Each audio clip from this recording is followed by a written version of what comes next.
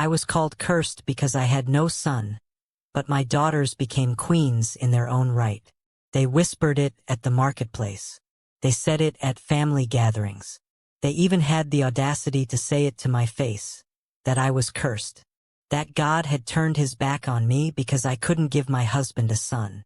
5 daughters, they said, shaking their heads like I'd committed some unforgivable sin.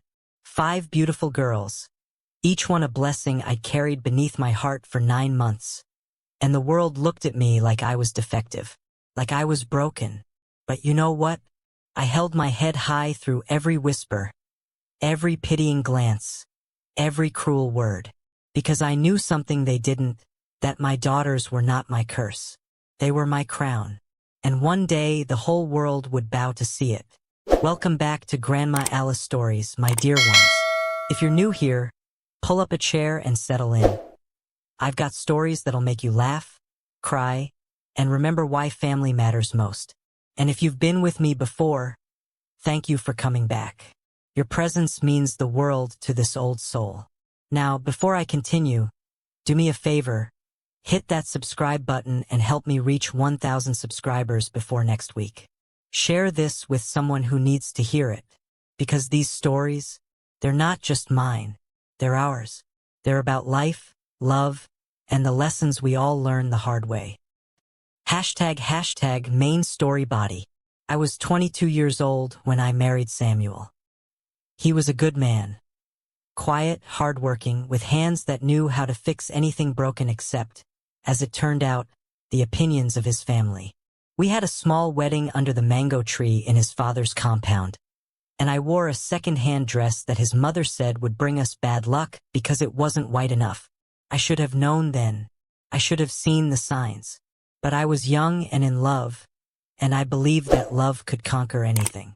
Our first daughter, Amara, was born 11 months after the wedding. Samuel's face lit up when he held her. This tiny, perfect thing with my eyes and his nose. But his mother, she took one look at the baby, sucked her teeth and said, "Try again. Next time, bring us a boy." I thought she was joking.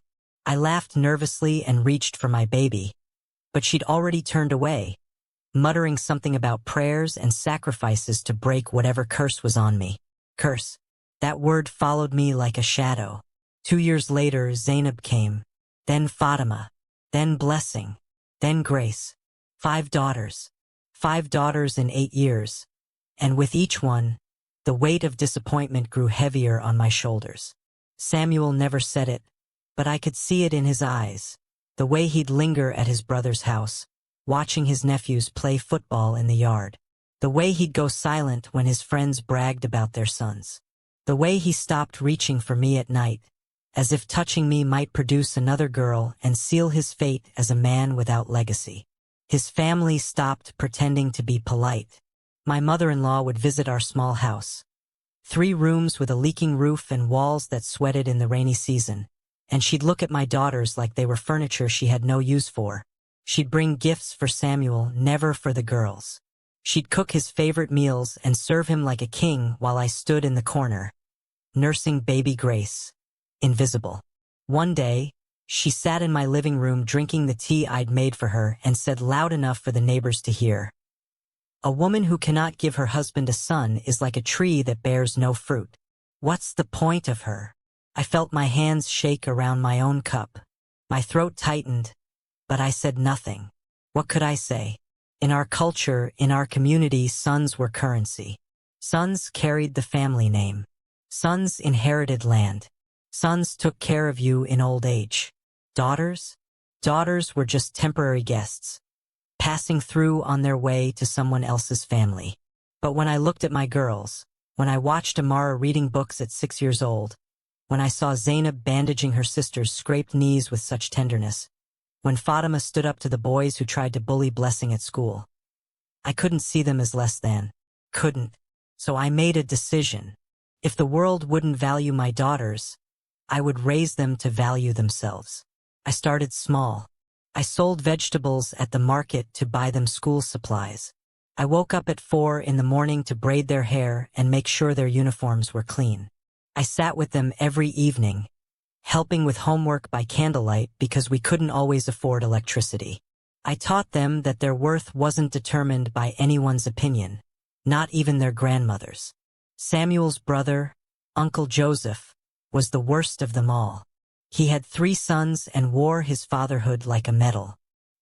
He'd come to our house on Sundays after church, his belly full of arrogance, and he'd look at Samuel with this pitying smile. "Brother," he'd say, slapping Samuel on the back, "you need to do something about this situation. A man needs sons. If this one can't give them to you," he'd gesture at me like I was livestock, "then find someone who can. It's not too late. You're still young enough to start over with a proper wife." I was washing dishes when he said it. My hands froze in the soapy water, and I felt my daughters go quiet in the next room. They'd heard. God, they'd heard everything. Samuel didn't defend me. He just nodded slowly, staring at his hands like they held answers he couldn't find. That night, after everyone had gone to bed, I sat outside under the stars with Grace asleep on my lap. I was 30 years old and I felt ancient, worn out, used up. I'd given this family everything. My youth, my strength, my body, and all they could see was what I hadn't given them. I cried that night, not loud, dramatic sobs, but quiet tears that rolled down my face and dripped onto my baby's forehead. And as I cried, I made a promise to God and to my daughters. I would prove them all wrong. I didn't know how yet. I didn't have money or connections or education, but I had something stronger than all of that. I had love. Fierce, unshakable mother bear love. And I had 5 daughters who were watching me, learning from me, waiting to see if I'd believe the world's lies about them or if I'd show them a different truth. The next morning, my mother-in-law came by unannounced. She had a woman with her, a young girl, maybe 19, with wide hips and a shy smile. I knew immediately what this was. "Samuel," his mother called out, ignoring me completely. "Come meet Patience. She's from a good family, strong, healthy." And her mother bore 6 sons. 6. Clearly, it runs in their blood. My heart stopped. I looked at Samuel, waiting for him to send them away, waiting for him to tell his mother that he had a wife, that we had 5 beautiful daughters, that we were a family. But he didn't. He looked at Patience. He looked at his mother. And then he looked at me with eyes that held something I'd never seen before. Something that looked almost like resignation, like he'd already made up his mind. That's when I knew. Standing there in my own home, watching my husband consider another woman while our daughters played in the next room, I knew that the battle I'd been fighting wasn't just against his family's expectations. It was for my daughters' future, for their belief that they were enough, that women were enough. I didn't say anything that day. I just turned around, walked into the kitchen, and started preparing lunch with trembling hands. But inside, something had shifted. Something hard and determined had taken root in my chest. They thought I was cursed? They thought my daughters were worthless? Then let me show them what a curse looks like when it becomes a blessing. Let me show them what happens when you underestimate a mother's love and a daughter's hunger to prove the world wrong. Because this story, it was just beginning, and what came next would change everything. The day Samuel's mother brought that girl into my house was the day I stopped waiting for my husband to defend me. I realized then that if I wanted my daughters to see their worth, I couldn't keep looking to a man who'd forgotten mine. So I did something the women in my family had never done before. I stopped asking for permission to raise queens. I just started building thrones. Welcome back, my dear ones. If you're just joining us, go back and watch chapter 1 first. This story will break your heart before it heals it, and you need to start from the beginning. And for those of you who've been waiting to see what happened next, thank you for coming back. Your comments, your shares, your prayers, they mean everything to me. Now before we continue, please hit that subscribe button. We're so close to 1,000 subscribers, and I need your help to get there. Share this with a mother, a daughter, a sister who needs to hear that she's enough. Because that's what this story is really about. knowing your worth even when the world tries to price you at nothing.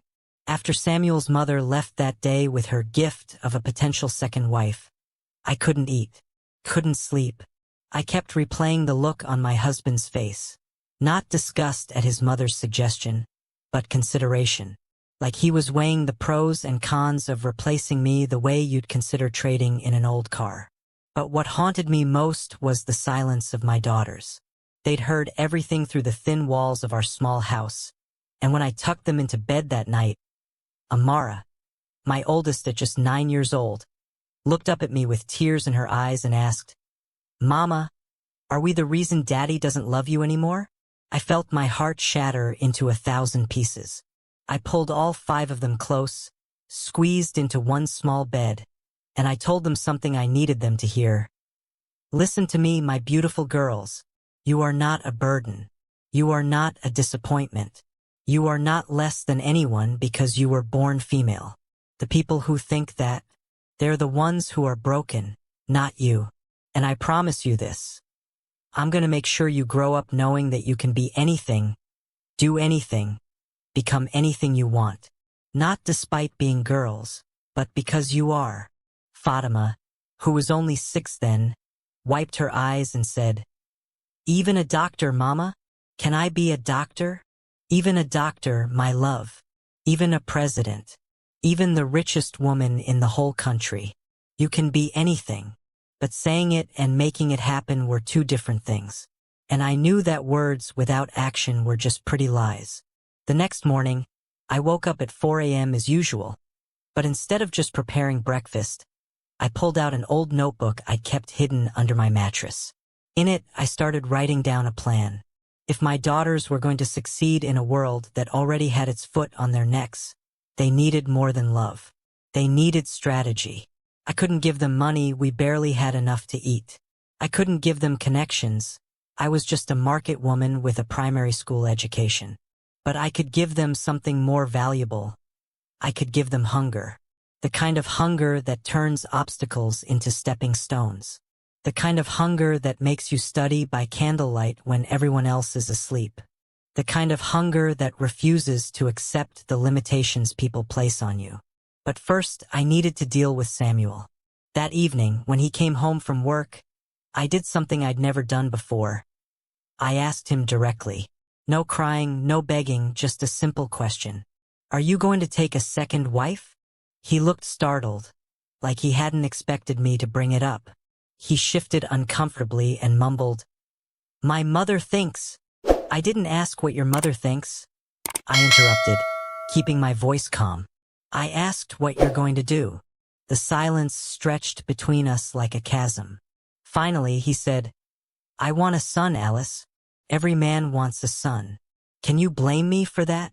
"No," I said quietly, "but I can blame you for treating the daughters you have like they're worth nothing. For letting your family disrespect me in front of them. For teaching them that their father's love is conditional." He opened his mouth to respond, but I held up my hand. "I'm not going to fight you on this, Samuel. If you want another wife, if you want to chase after a son, that's your choice. But I'm making a choice too.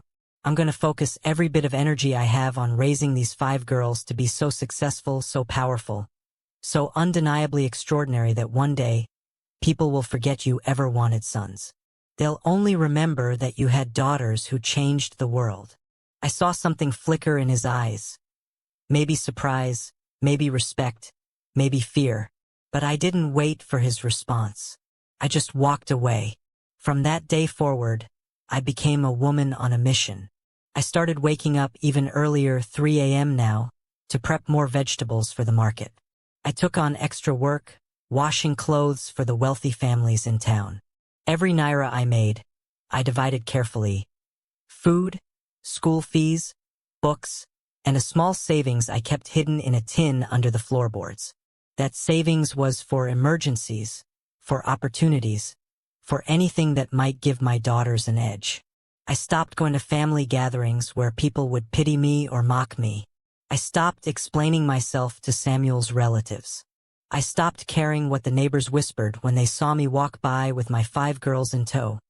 dressed in clean but worn uniforms, carrying school bags I'd sewn myself from old fabric. Let them talk. Let them call me cursed. I was too busy building futures to worry about their opinions. But the real turning point came 6 months later, when Amara came home with a letter from her teacher. My hands shook as I opened it, expecting a complaint or a request for money we didn't have. Instead, I read words that made me cry for the first time in months. Good tears this time. Amara is the brightest student I've taught in 15 years. She has exceptional potential. There's a scholarship program for gifted students in the city. I think she should apply. With your permission, I'd like to help her. I clutched that letter to my chest like it was gold. This was it. This was the door opening. When I told Samuel about the scholarship, he barely looked up from his dinner. The city? She's only 9 years old. What kind of mother sends her daughter away at 9? The kind who wants more for her child than what this village can offer, I replied. His mother, who had invited herself to dinner as usual, laughed bitterly. Scholarship for a girl? What a waste. She'll just get married and forget everything she learned. Save your energy for something worthwhile. But I didn't argue with her. I just helped Amara fill out that application, and I prayed harder than I'd ever prayed before. 3 months later, the letter came. Amara had won the scholarship, full tuition, room, and board at one of the best boarding schools in the country. I wept. My daughter wept. Even Samuel looked shocked, though he tried to hide a small smile. But his mother, she sucked her teeth and said, "Mark my words, this will end badly. Girls who get too educated become unmarriageable. She'll come back with big dreams and no husband. And then what?" I looked her straight in the eye and said something I'd been holding back for years. Then she'll have a life she built with her own hands instead of one she had to beg a man to give her. And that, Mama, is a better legacy than any marriage. The room went silent. Samuel stared at me like he'd never seen me before. And maybe he hadn't. Maybe he'd only ever seen the quiet, obedient girl he married, not the lioness that girl had become. When Amara left for school 2 weeks later, I held her at the bus station and whispered in her ear, "You're carrying all of us with you. Your sisters are watching. Show them what's possible. Show them that being born a girl in a house that wanted boys doesn't mean you have to live small. Go be extraordinary, my daughter. And don't you ever apologize for it." She hugged me tight and said, "I won't, Mama. I promise." As the bus pulled away, I felt something I hadn't felt in years. Hope. But I didn't know then that Amara's success would be just the beginning. I didn't know that her scholarship would set off a chain reaction that would change all of our lives. And I definitely didn't know that the people who called me cursed were about to learn a lesson they'd never forget. Because while they were busy pitying me for having no sons, I was busy raising daughters who would build empires. And empires, my dear ones, have a way of humbling kingdoms. The real story was just beginning.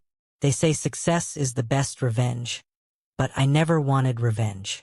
I just wanted my daughters to be free from the shame of being born girls, free from the weight of other people's disappointment, free to become whoever God created them to be. But as my girls started rising, as they started proving everyone wrong, I learned something. Sometimes vindication comes whether you seek it or not. And when it comes, it's sweeter than honey and more powerful than any words you could ever speak. Welcome back, my precious ones. We're on chapter 3 now, and if you've been with me since the beginning, you know this story is about more than just me and my daughters. It's about every woman who's been told she's not enough. Every mother who's been blamed for things beyond her control. Every daughter who's been made to feel like she's less than because of her gender. If this story is touching your heart, please subscribe to Grandma Alice Stories. We're so close to 1,000 subscribers, and with your help, we'll get there before next week. Hit that button, share this with someone who needs encouragement, and let's build this family together. Now, let me tell you what happened after Amara left for school. The house felt emptier without Amara, but it also felt different, charged with possibility. My other daughters watched their sister leave for that prestigious school, and I saw something ignite in their eyes. Zainab, who was 7 at the time, started studying harder. Fatima began asking questions about everything: how things worked, why the sky was blue, what made people sick. Blessing became more determined on the playground, never backing down from the boys who said girls couldn't play football. And little Grace, barely 4 years old, would sit with Amara's old books, pretending to read, tracing the letters with her tiny fingers. They were becoming warriors, and they didn't even know it yet. But while my daughters were rising, my marriage was crumbling. Samuel had grown distant, cold.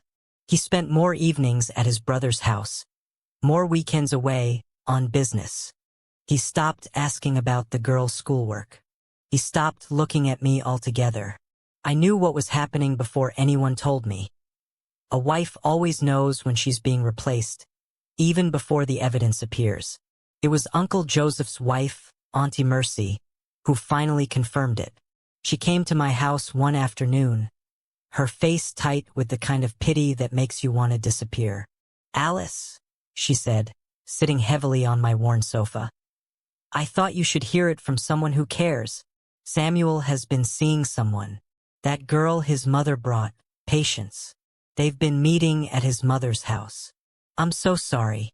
I didn't cry. I'd run out of tears for Samuel months ago. Instead, I just nodded and said, "Thank you for telling me." She looked confused by my calmness. "Aren't you going to fight for your marriage? Aren't you going to confront him?" "Fight for what, Auntie? A man who stopped choosing me years ago? A man who looks at his daughters like they're disappointments?" I shook my head. "No, I'm going to use that energy to keep building my daughters up. That's a better use of my time." She left looking bewildered, but I meant every word. The old Alice, the one who arrived in this family as a shy bride, might have begged and pleaded. But this Alice, the one who'd been called cursed and had turned that curse into fuel? She knew better. 3 months later, Samuel married Patience as his second wife. He didn't even have the decency to tell me himself. I heard it from the market women who attended the small ceremony at his mother's house. They watched my face for a reaction, hungry for gossip, for tears, for drama. I gave them nothing but a smile. "I pray she gives him what he's looking for," I said simply, then continued selling my vegetables. But that night, when my daughters were asleep, I allowed myself one moment of grief. Not for Samuel. I'd mourned that man long ago. But for the girl I used to be, the one who believed love and loyalty were enough. I let her go that night, released her into the past where she belonged. The next morning I was stronger, and I needed to be, because what came next would require every ounce of strength I had. Amara's first term away was difficult. She called me crying twice. Once because the other students made fun of her worn shoes, and once because a teacher had asked in front of the whole class if she was sure she belonged at such a prestigious school. Each time, I wanted to reach through that phone and hold her. But instead, I told her the truth. "Baby girl, you're going to face this your whole life. People will always doubt you because of where you came from, because you're a girl, because your mama sells vegetables in a market. But here's what they don't know. Every single one of those obstacles is making you stronger, smarter, more determined. They think they're breaking you, but they're actually building you. So you wipe those tears, you hold your head high, and you show them that a girl from a small house with a leaking roof can outthink, outwork, and outshine anyone in that school. You hear me?" "Yes, Mama," she whispered. "Good. Now go be great. Not for them. For you. For your sisters who are watching. For every girl who's been told she's not enough." By the end of that first year, Amara came home with the highest grades in her class. The teachers who doubted her were now writing recommendation letters singing her praises. The students who mocked her were now copying her homework. My daughter was becoming unstoppable. But the real miracle happened with Zainab. She was 8 years old when she told me she wanted to be a doctor.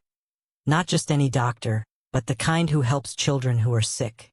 I'd been saving every spare coin I could, and when I counted it all, I had just enough to enroll her in a better school than the local primary school where kids sat on the floor and shared torn textbooks. Samuel's mother heard about my plans and came storming to my house. "You're wasting money on these girls," she shouted. "Samuel has a new wife now, and when she gives him sons, those boys will need school fees. But here you are, throwing away resources on daughters who will just marry and leave you with nothing." I was cooking when she said it, stirring a pot of soup for my daughter's dinner. I put down my spoon, turned to face her, and spoke with a calmness that surprised even me. "Mama, I've listened to you for 10 years. 10 years of hearing how worthless my daughters are. 10 years of being told I'm cursed. 10 years of watching you treat my children like they're invisible. But I'm done listening. These girls are not a waste. They are not disappointments. They are brilliant, beautiful, powerful human beings, and I will spend every last coin I have making sure they know it. So please," I opened the door, "get out of my house." She stood there, mouth open, too shocked to speak. No one had ever dismissed her before. She was the matriarch, the respected elder, the woman whose word was law in this family. But I was no longer the timid daughter-in-law she could bully. She left, slamming the door so hard the whole house shook. But I didn't care, because my daughters had heard me defend them. They'd watched me choose them over family peace. And that lesson, that they were worth fighting for, was more valuable than any amount of money. Word spread quickly about my disrespect. Samuel's family stopped speaking to me entirely. His brother called me a rebellious woman who needed to be put in her place. Even some of my own relatives said I'd gone too far, that I should apologize, that I was destroying my marriage. But they didn't see what I saw every evening. For daughters studying by candlelight, asking questions, dreaming bigger dreams than anyone in that village had ever dreamed. They didn't see Zainab practicing how to bandage wounds on her dolls. They didn't see Fatima reading books about government and law. They didn't see Blessing teaching the neighborhood kids to read. They didn't see Grace, barely 5 years old, standing in front of the mirror saying, "I am smart, I am strong, I am enough." Words I taught her to repeat every morning. Meanwhile, Samuel's new wife became pregnant within 3 months of their marriage. The whole village buzzed with excitement. His mother walked around like she'd won the lottery, already planning the naming ceremony for the grandson she was certain was coming. And me? I just kept my head down, kept working, kept pushing my daughters toward their destinies. Because I knew something they didn't. I knew that in 10 years, maybe 20, when my daughters were doctors and lawyers and business owners and leaders, when they were the ones people pointed to with pride, those same people who called me cursed would be begging for their attention. But that moment hadn't come yet. I still had years of struggle ahead. Years of choosing between food and school fees. Years of watching Samuel parade his new family while pretending I didn't exist. The hardest part wasn't the struggle, though. The hardest part was waiting. Waiting for the world to see what I already knew, that my daughters were never the curse. They were always the blessing. And blessings, my dear ones, always reveal themselves in time. Always. If you're loving this journey, please subscribe for more Grandma Alice stories. Chapter 4 is coming, and trust me, you don't want to miss what happens when that baby is born. Hit that subscribe button, drop a comment, and let's reach 1,000 subscribers together. Your grandmother is counting on you.